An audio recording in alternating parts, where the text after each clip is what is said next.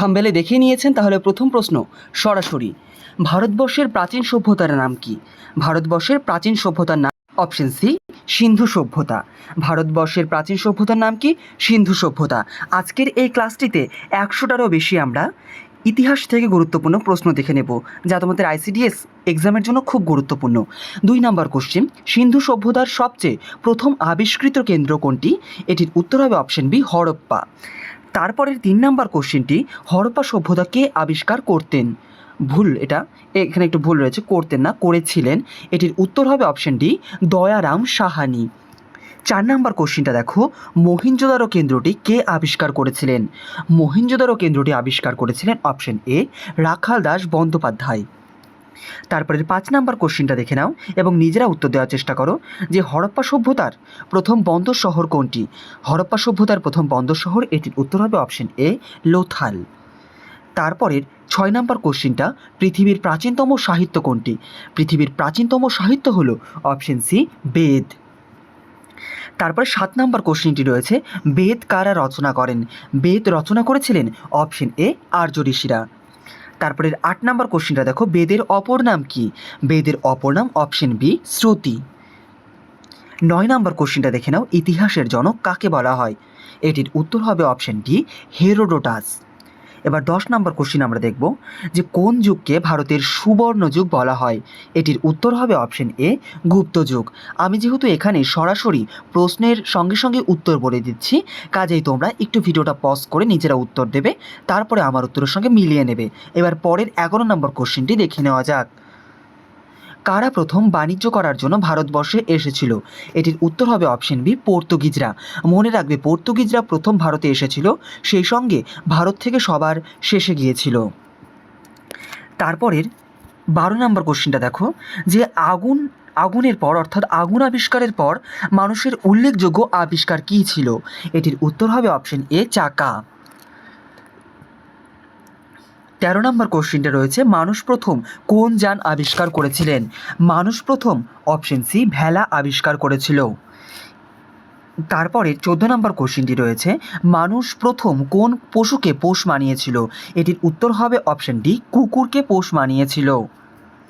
তারপরের 15 নম্বর কোশ্চেনটা দেখে নাও, মানুষ প্রথম কোন প্রাণীকে গাড়ি টানার কাজে ব্যবহার করেছিল?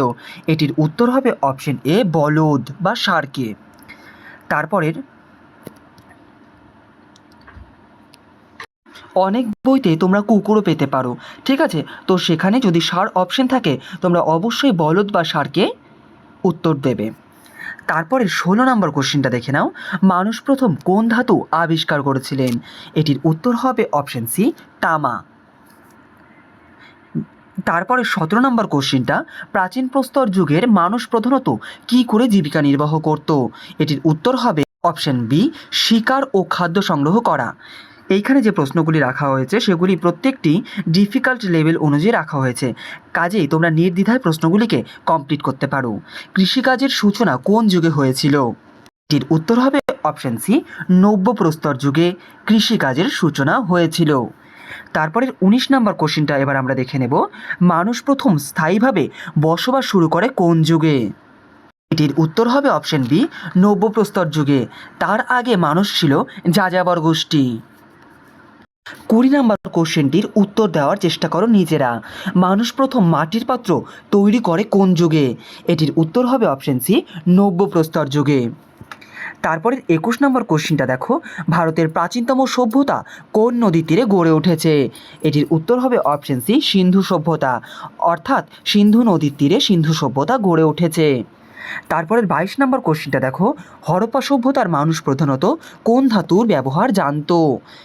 এটির উত্তর হবে অপশন বি তামা ও ব্রোঞ্জের ব্যবহার জানতো, কিন্তু হরপ্পাবাসীরা লোহার ব্যবহার জানতো না। তারপরের 23 নম্বর কোশ্চেনটা দেখো, ভারতে প্রথম ডাক ব্যবস্থার সূচনা করেন কে? এটির উত্তর হবে অপশন সি আলাউদ্দিন খিলজি।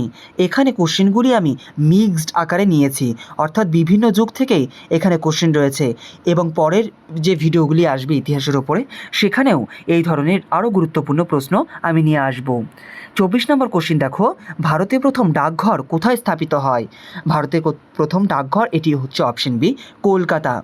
ইতিহাস যেহেতু একটি বড় অধ্যায়, কাজেই এইখানে তোমাদেরকে একটু তুলনামূলক বেশি পড়তে হবে। 25 নম্বর কোশ্চেনটি, ভারতবর্ষে মৌর্য বংশের প্রতিষ্ঠাতা কে? এটির উত্তর হবে অপশন বি, চন্দ্রগুপ্ত মৌর্য। তারপরে 26 নম্বর কোশ্চেনটা দেখো, মৌর্য বংশের শ্রেষ্ঠ শাসক কে? এটির উত্তর হবে অপশন সি, অশোক। এবার 26 নম্বর কোশ্চেনটা তোমরা দেখে নাও, ভুল বললাম, 27 নম্বর কোশ্চেনটা দেখে নাও, মৌর্য বংশের শেষ শাসক কে ছিলেন? এটির উত্তর হবে অপশন এ, বিন্দুসার।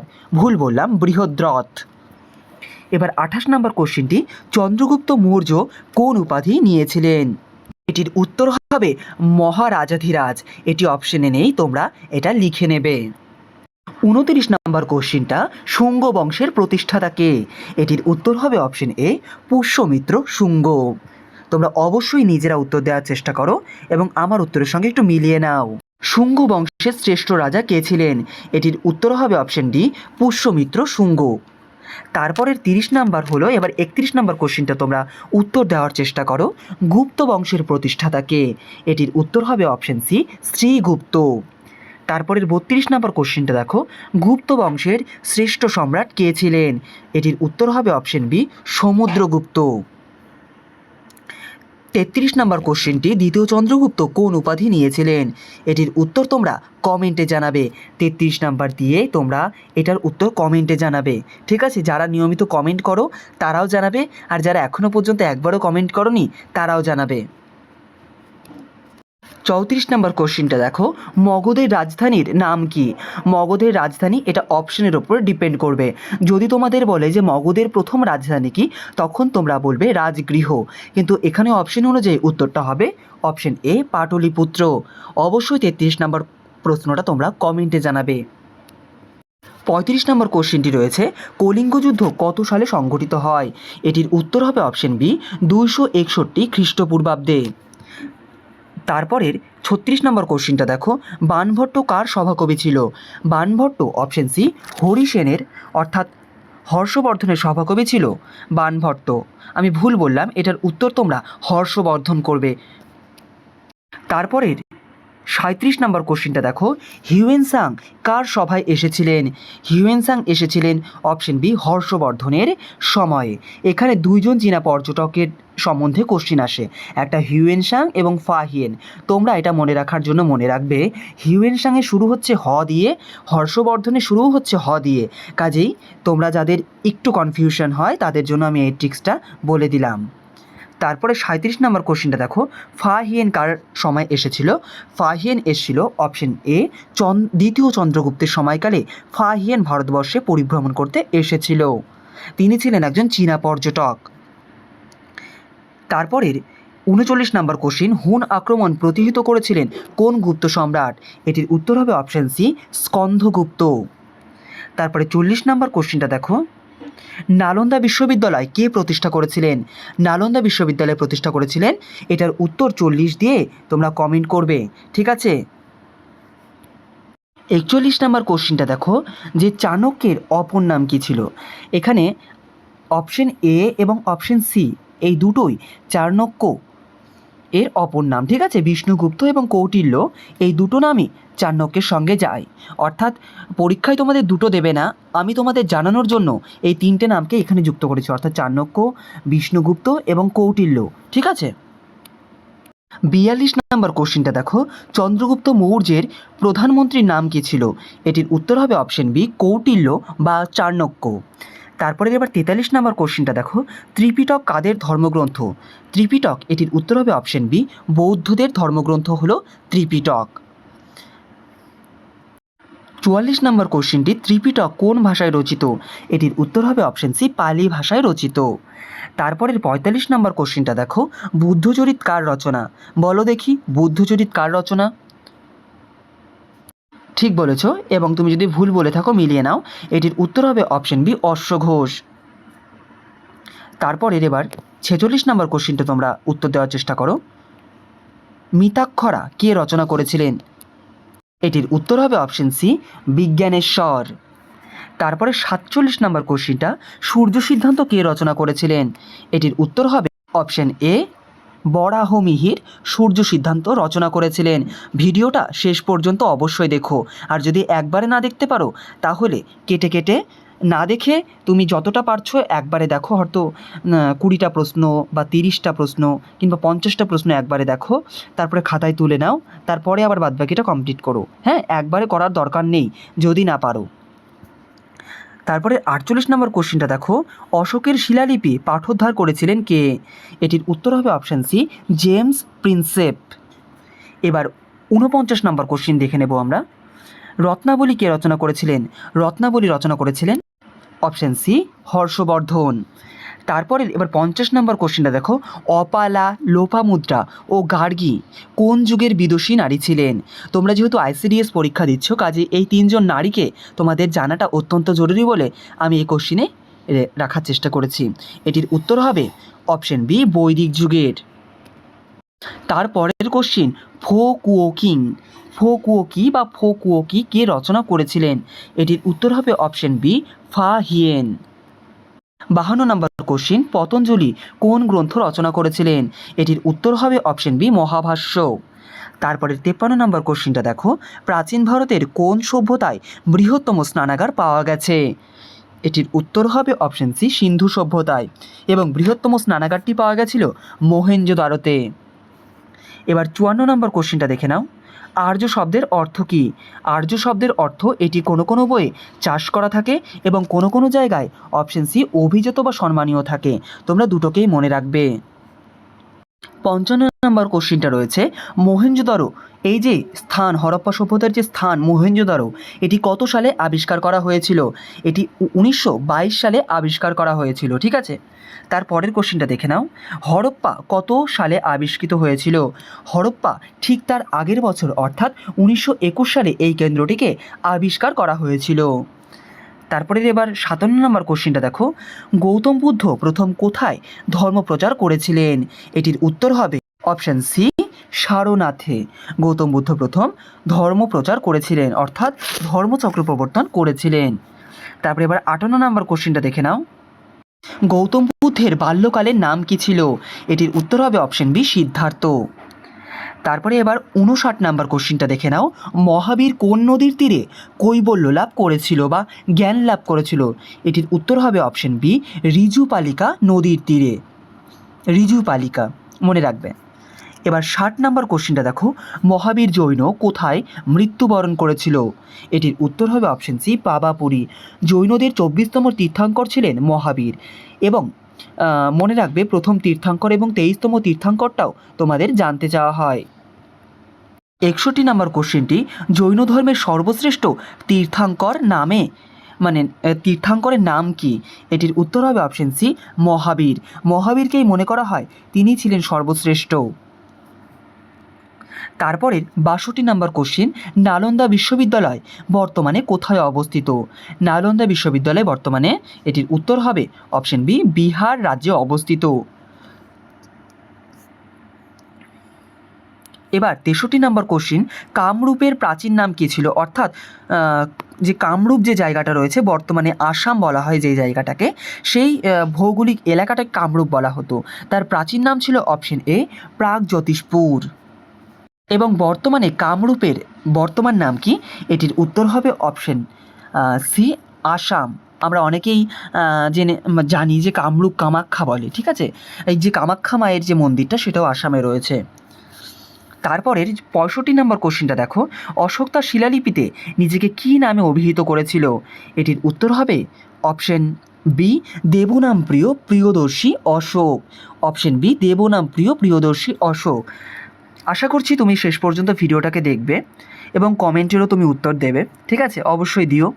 সমুদ্রগুপ্তের এলাহাবাদ প্রশস্তি কে রচনা করেছিলেন? এটির উত্তর হবে অপশান সি, হরিসেন।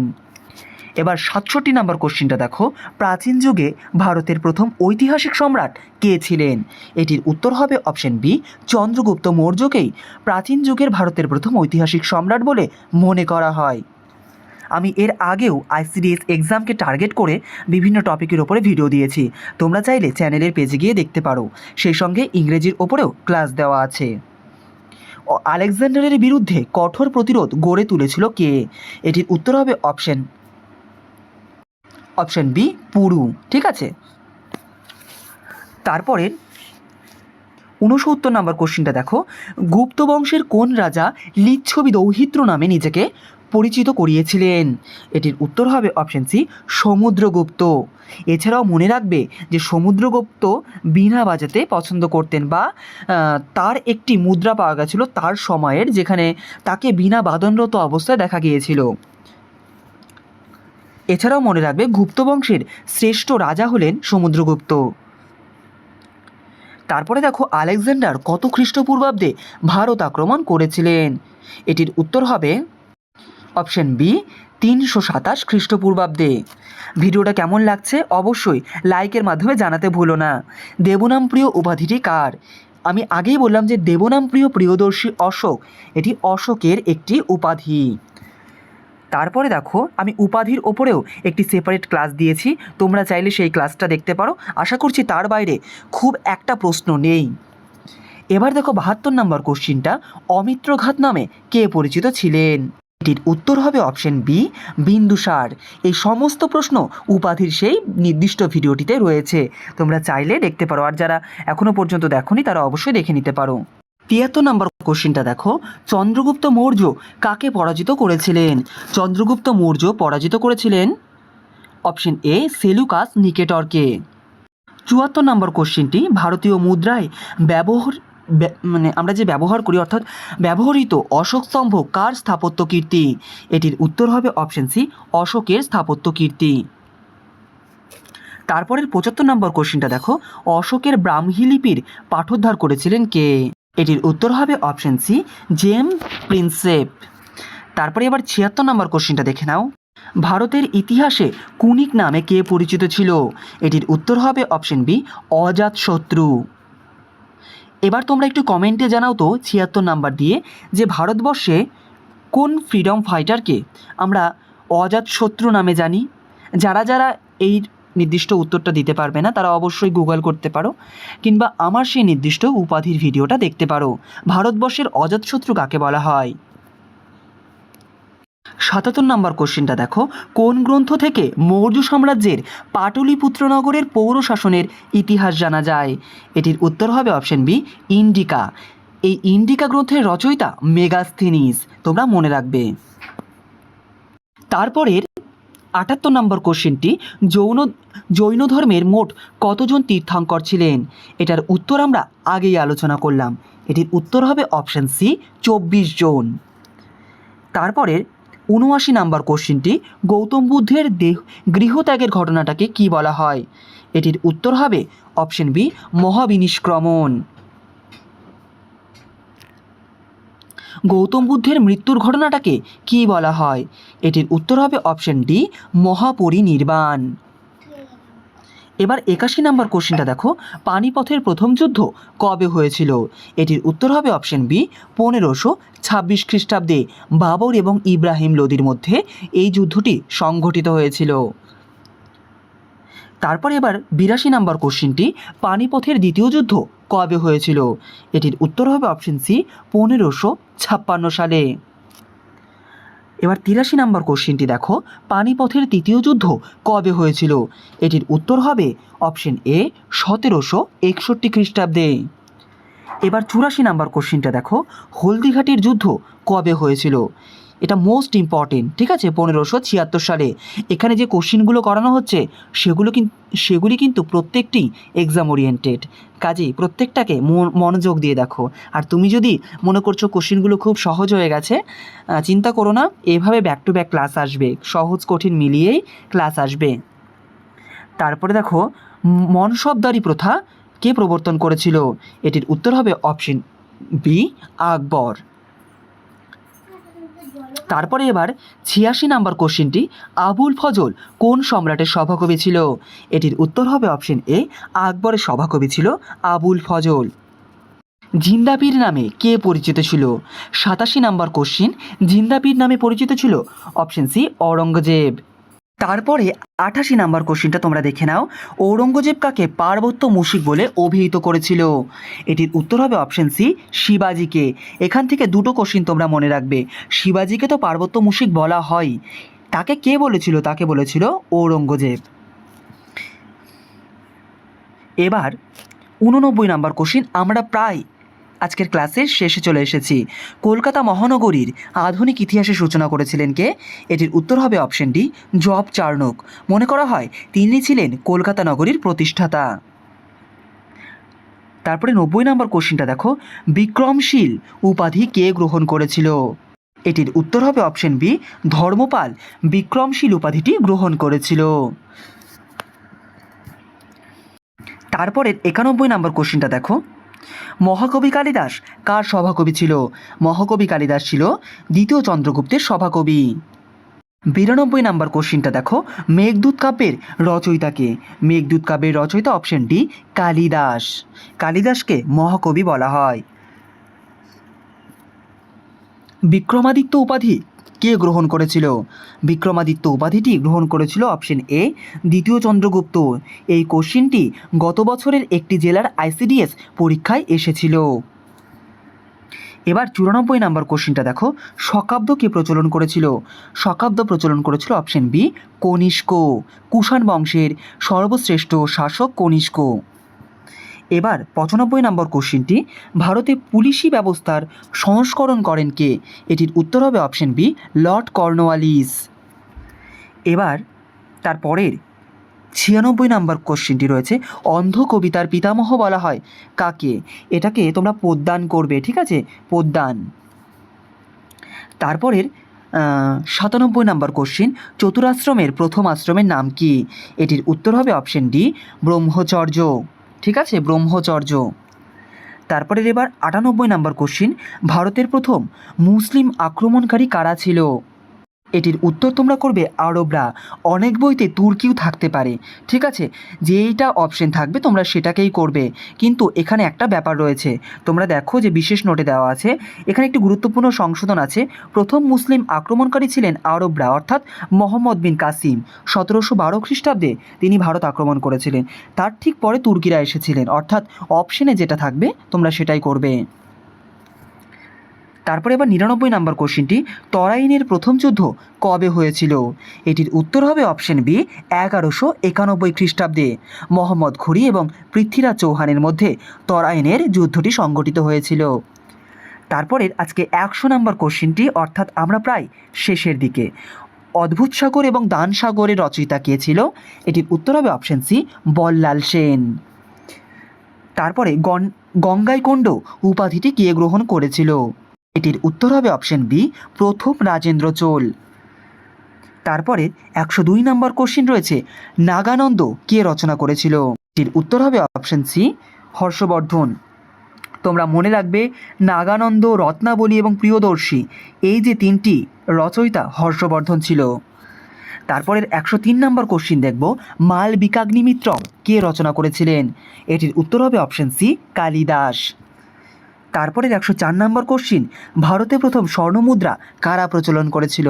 এটির উত্তর হবে অপশন বি, কুষাণরা ভারতবর্ষে প্রথম স্বর্ণমুদ্রার প্রচলন করেছিলেন।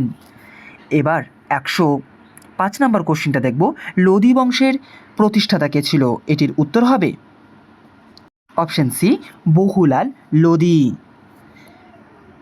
এবার লাস্ট প্রায় আমরা চলে এসেছি, রাষ্ট্রকূট বংশের প্রতিষ্ঠাতাকে? এটির উত্তর হবে অপশন বি, দন্তি দুর্গ। তারপরে এবার 107 নম্বর কোশ্চিনটি রয়েছে, ইলোরার গুহা মন্দির কোন বংশের শাসন আমলের শ্রেষ্ঠ বিকাশ লাভ করেছিল? এটির উত্তর হবে অপশন বি, রাষ্ট্রকূট।